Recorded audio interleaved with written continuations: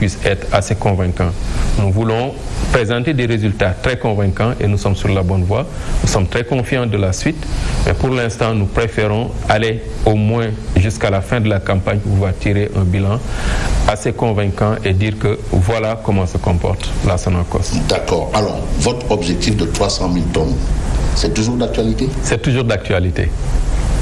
Davantage d'actualité aujourd'hui.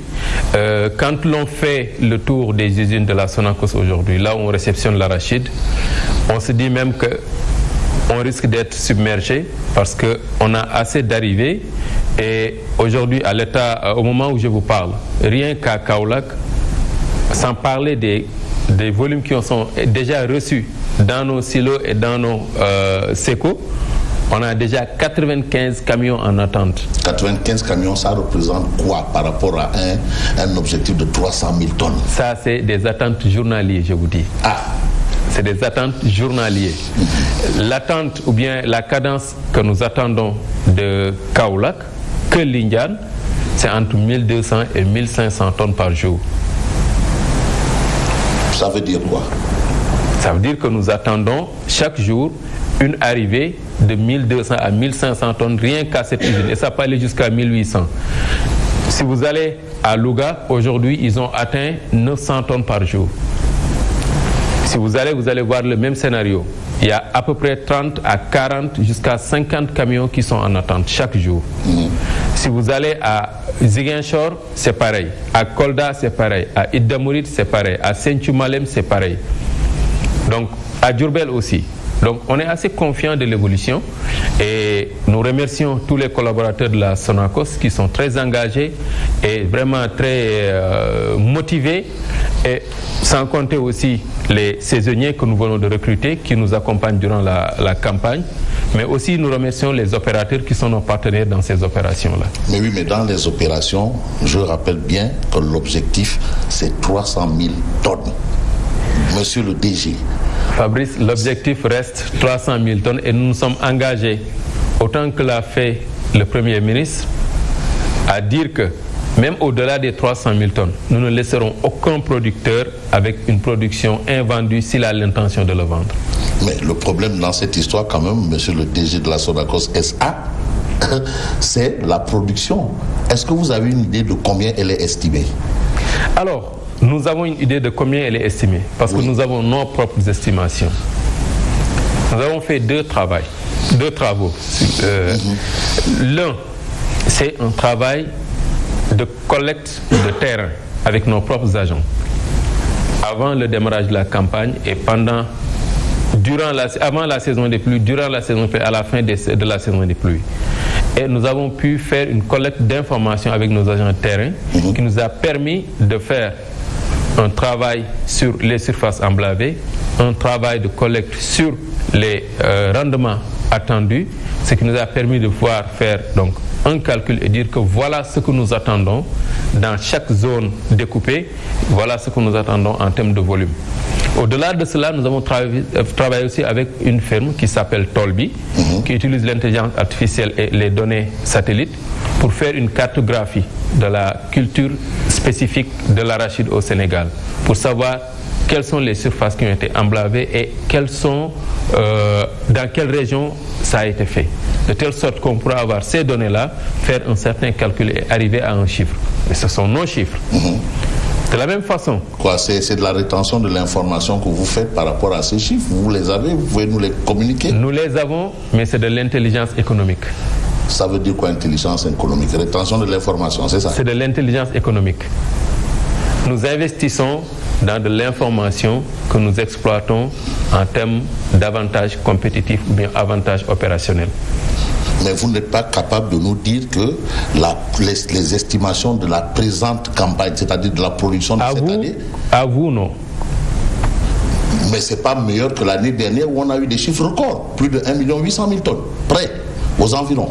Personne ne pourra justifier les 1 700 000 tonnes officielles qui ont été annoncées. 1 700 000 tonnes, donc j'étais pas loin. Ah non, mais c'est ça qui a été dit.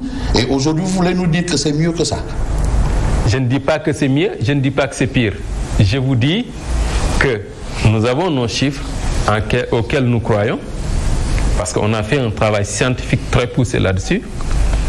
La DAPSA, qui est au ministère de l'Agriculture, a fait un travail peut-être plus avancé et ils ont aussi des chiffres. Mais pour éviter la spéculation autour de tout cela, il va savoir gérer cette information très correctement. Encore une fois, et nous saluons l'attitude de M. le ministre de l'Agriculture qui a dit qu'on ne va pas aller vers des chiffres fantaisistes ou bien des chiffres spéculatifs. Oui, mais est-ce que c'est parce que la production est faible, très faible, que vous ne souhaitez pas quand même divulguer ces chiffres-là qui devraient en principe être officiels? Il n'y a pas un drame à divulguer des estimations. C'est vous qui dites que la production est faible. Oui, mais pourquoi faire de la rétention de l'information alors que ça profite à tout le monde? Question de transparence, par exemple. Je suis désolé, ça ne profite pas à tout le monde. Ah bon? Parce que le fait de donner ces informations peut aussi nous porter préjudice. Comment? Parce que c'est d'abord une information pour laquelle nous avons investi et nous nous sommes investis. Et maintenant, après avoir eu ces informations, nous les exploitons et prenons la primeur. Mais vous avez investi ces informations avec l'argent public quand même. Justement. Mais rendez-les publiques. Non, nous servons la cause publique avec ces informations. Nous servons la cause publique avec ces informations. Donc retenons que les autorités, le ministère de l'Agriculture et les autorités au niveau de la Sonacos ont une idée claire de la production arachidière de cette année qu'ils gardent secrètement. Ça, c'est un fait. Vous êtes d'accord? Je ne le dirai pas de la même façon que vous. Vous le direz de quelle façon? Je le dirai que on a fait un travail méticuleux, sincère, transparent. On est arrivé à des résultats sur lesquels nous sommes en train de travailler. Ce n'est pas toutes les informations, vous n'allez pas me dire que toutes les informations sont distribuées de façon comme des petits pains. Mais l'arachide, ça a toujours été comme ça. Pourquoi vous voulez changer la donne? Justement. Pourquoi vous voulez réinventer la roue à ce niveau? Nous ne voulons pas réinventer la roue. Nous voulons produire une roue correcte et acceptable. Ah bon, donc avant les roues n'étaient pas correctes et acceptables.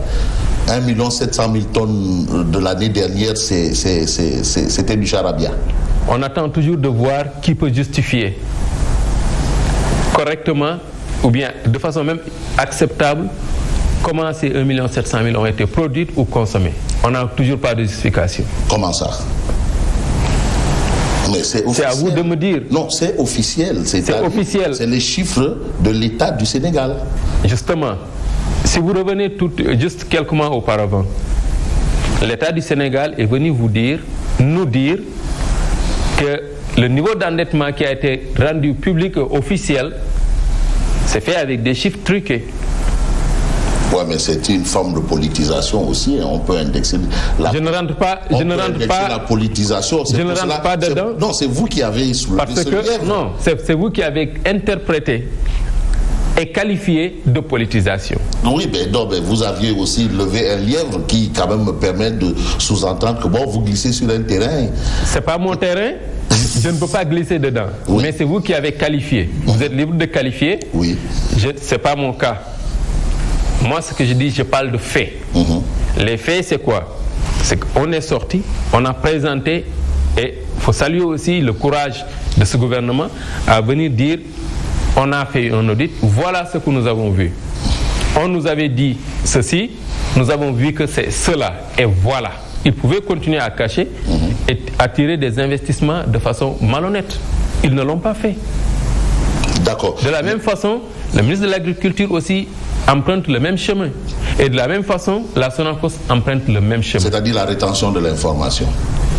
Vous pensez que l'État du Sénégal a fait une rétention d'informations? Non, par rapport aux chiffres que vous détenez, vous avez des chiffres clairs par rapport à... Fabrice, combien vous avez dans votre poche? Non, ça c'est Fabrice, ce n'est pas la Sonacos. La Sonacos, c'est un bien public, monsieur le DG. Ce que Fabrice a dans sa poche, ça appartient à Fabrice. Justement, c'est que la Sonacos, c'est un bien public. Mais je suis parfaitement d'accord. Bon, on a au moins 1 million de tonnes.